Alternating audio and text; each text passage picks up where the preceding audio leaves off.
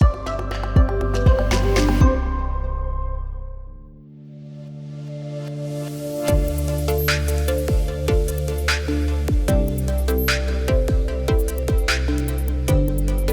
a publicly traded company based in Boston, Massachusetts. This is our 30th year in the biometrics business. Traditionally Aware was founded by MIT graduates that solved voice compression algorithms for Lucent and Alcatel. And then they developed biometric platform systems for border control. So for the last 20 years, they've been selling bits and parts of those solutions to large players in the marketplace. And in the last 2 years, Aware has been going through a digital transformation themselves to bring biometrics and onboarding to larger crowds, including small businesses and people trying to solve identity problems.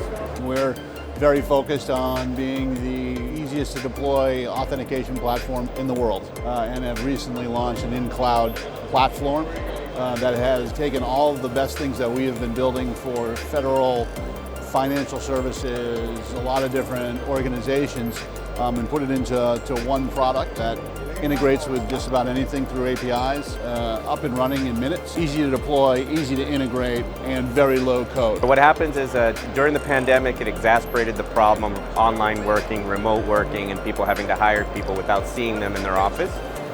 So during that remote onboarding process, you would get people that are not the right people that would apply for the job, and someone else would start working. So to solve those kind of needs, you do what's called a remote digital identity onboarding. You on-proof the document, you take a look at the face against the document, and you make sure that that person is live and not being spoofed or faked, to be someone that they're not. So during that onboarding process, you face challenges of people using masks, and that's why you see some masks that we use to test our systems. So that's called presentation attacks. And that is the prevalent problem in the industry today of how people spoof these digital onboarding systems. It's an AI-driven algorithm that's taking pieces of your face that don't change, and we've done a lot of research. We work with, most of this was developed for folks like the FBI and things along those lines. And there's things that no matter how big you get, how old you get, there's certain aspects of your face that don't change. So the AI is constantly learning from all of the data that's being pulled in, what is not going to change and what is going to change to make sure that it's an accurate representation. That can also be pulled up quickly. The interesting thing is consumers are used to unlocking their phone, their iPhone and their Android phones with their face today. It's a natural progression to the way that they would engage with a company or an entity.